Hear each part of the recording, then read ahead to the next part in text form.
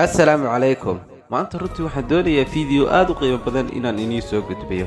runtii inagu waynu ku kalsoonahay awoodda Ilaahay maadaama dad muslimiin nahay, laakiin maanta waxaan inii wadaa runtii fiideo alla yaabi doontaan sida uu Ilaahay koonkan u abuuray, waliba makhluuqaadkiisa ku nool ee kala duwan sida uu kala abuuray. maanta waxaan soo qaadan doonaa laba makhluuqaad oo Ilaahay abuuray, waa bini'aadanka iyo xayawaanka. labadaas ayaan isbarbar dhigi doonaa abuuris ka mid ah abuuraha Ilaahay uu sameeyay, waliba qaybta indhaha ayaan ka soo qaadan doonaa. haddaba inagu adduunka waxaynu aragnaa si gaar ah, laakiin xayawaanku saynu aragna maahay si ka duwan ayay u arkaan.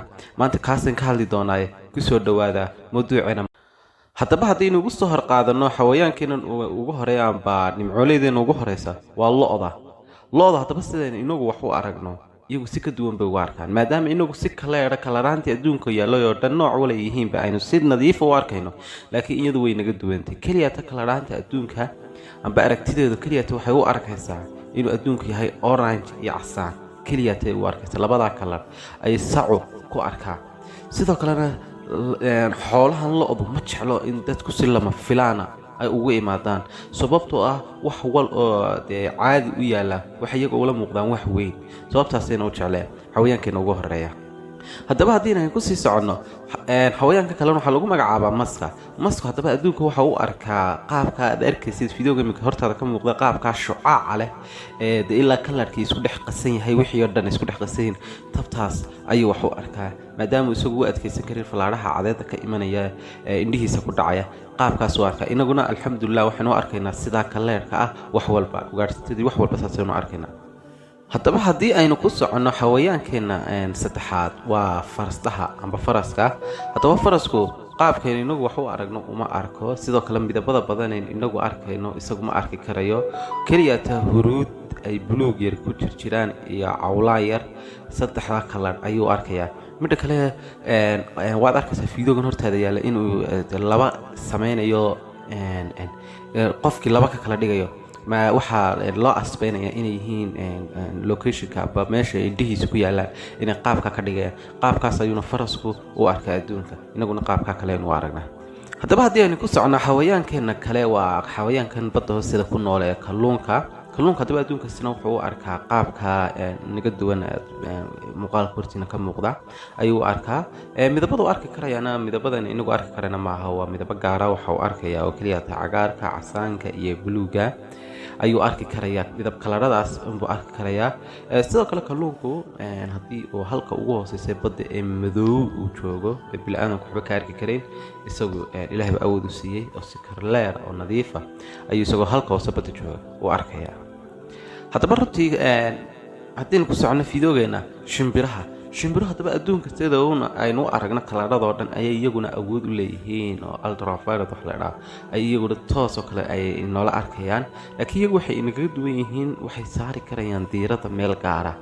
tusaale shimbirkan gorgorka wuxuu arki karayaa masaafo dhan 1.5 kilomitir ayuu arki karaya, diiradda ka saaraya ugaadhiisa amba wixiisa.